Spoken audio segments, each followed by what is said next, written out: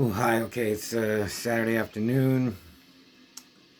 I went to make some copies. I'm back. I'm gonna review a movie. But first, I want to say hi to Mike Patterson and James Video Massacre on Instagram. Thanks we had a good chat last night. Drank. So here we go. Okay, I'm listening to some Undergang, and they're so heavy. They're so sick. Like for the longest time, I never listened to them. And I was like, how come I don't have any Undergang CDs? And the art is so sick. I mean, I just love that down-tuned, sludgy, heavy death metal. So, and I got issue 16 of Stream Your Head Off zine. They just watch movies on streaming platforms. Oh, I can't believe I said that. They watch movies online and then review them.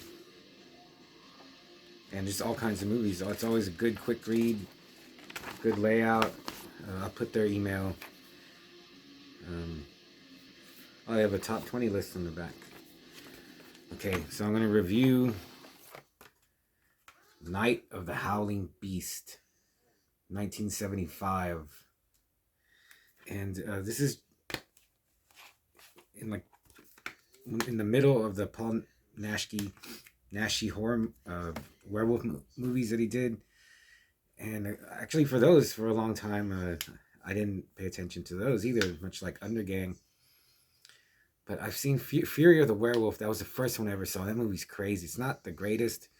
The first time I saw it, I was like, oh, this is okay. But I just wanted to get more. I was like, what else did he do? So I've been getting more of his movies, and I'll probably try to review those this weekend, the ones that I have. So this is from 1975, the year I was born, a.k.a. Werewolf and the Yeti, directed by Miguel Iglesias, and the screenplay written by Paul Naschy. He wrote a lot of the screenplays and directed some of them too.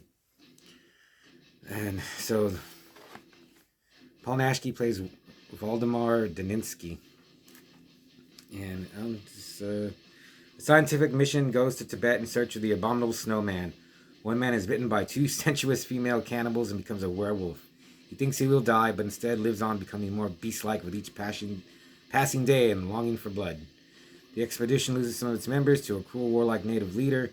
This man is dying from an incurable disease and is being treated with human flesh from live victims. The werewolf and the native chief have a fight to the death, and the chief is killed. The members of the expedition are still trapped by a cruel female leader and are thrown in her torture dungeon. In a wanton orgy of blood, the rescue is attempted, and eventually the werewolf has the curse lifted from... Man, I just stole the whole movie. But he does fight the... Yeah, that's what... Like... A werewolf fighting a Yeti? I was like, I gotta see that. But as I was watching it, I remember I watched like the first 30 minutes of it, and I was like, okay, I know I like this. I'm gonna stop it. I'll watch it later. And I never watched it later, so I put it on last night, and just right away I was like, I just love this. Like, I don't have to pay attention. I just know, I just feel it. Like, this is one I'm gonna watch over and over again. And it was good. It does have the two, like, so Voldemort, he gets lost, then he wanders into a cave, and there's these two women in there, and they help him, but then they bite him and he becomes a werewolf. But man, these chicks are hot. There's a part where when they reveal they're like demonic cannibal women, they attack him and they're wearing these like see-through just nightgowns, like black, and you just see like the outline. It's like better than them being naked. For some reason, it just looks so good. And then he becomes a werewolf, starts attacking, and then there's something with this war chief that attacks the expedition. They get captured, and then after a while, like, he's not the werewolf. It's just Voldemort, and just watching him fight the bandits, it was pretty cool. And then there's this girl, and I forgot her part. She's a villain in this. But she is hot. Like, I was like, who is this? I looked her up. Her real name, she has like a superhero name, Sylvia Solar. And I looked her up. She's French, but she looks Asian. I said, man, French, just Europe in the 70s. There's all these babes born after World War II were just like throbbing with gorgeousness, and man. So then at the very end, the werewolf fights the Yeti, and it was okay. I was hoping like they're just like wrestling and biting a little. I was hoping like we'd see some dummies being flung around, or they would throw each other. But it was okay. I bet in 1975 if you saw this when you were a little kid. I don't know where you would see this, because it seems like it was released in the theaters, but I don't know if you'd see it on TV. And I've never seen a VHS of this. There is a VHS that was released, but I got good luck. I mean, I never saw it like a Blockbuster or any like small rental place. Anyway, man, yeah, this one's a little gorier, but as I was watching, I wish there was like some extreme gore, but then on the other hand, it doesn't need it. Like that's just what I want to see, like everything, but just a little, nothing like Terrifier 2. You're not gonna, they wouldn't fit in this, but it was good. My copy's decent. This is a bootleg that I got from Unearthly DVD, and I just got an update from him.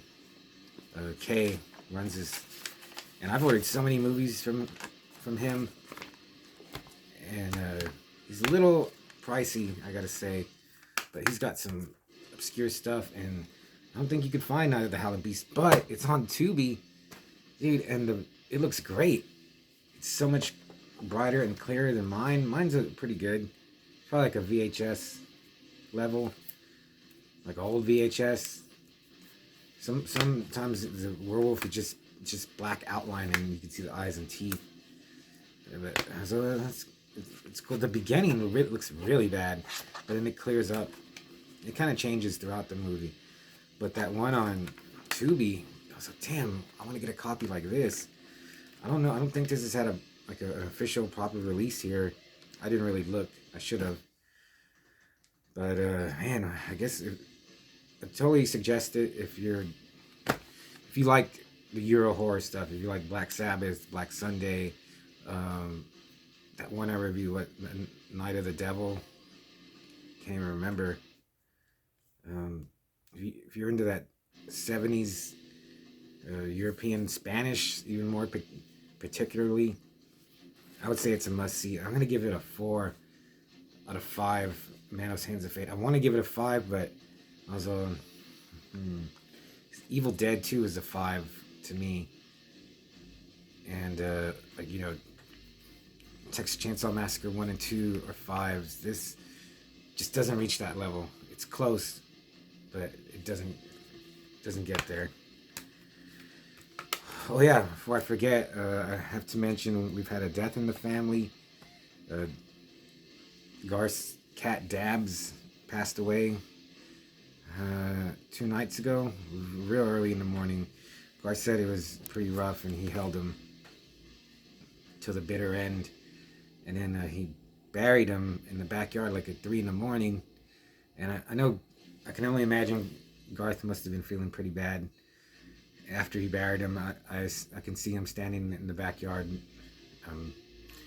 with the shovel, and while he was standing there, this really happened. His dogs, Chuck, Hercules, and Frankie Teardrop, urinated on poor Dabs' grave. He said all of them did it, and they all did it twice. And I was like, these dogs, man, they just have... People try to portray their dogs as like loving little angels, but he just buried a cat that just died, and they piss on his grave. I mean, how disrespectful is that? Here's one of the culprits right now. It's Frankie Teardrop. Look at him, and he's pissing on a recently dug grave, and it's horrible. So leave a comment for Dabs. He died. He was a street cat, but he didn't die alone. He died with someone that cared about him, and I mean, I guess he probably was in pain, but at least, you know, there was someone there to help him in his passing. So, what else? That's about it, I guess.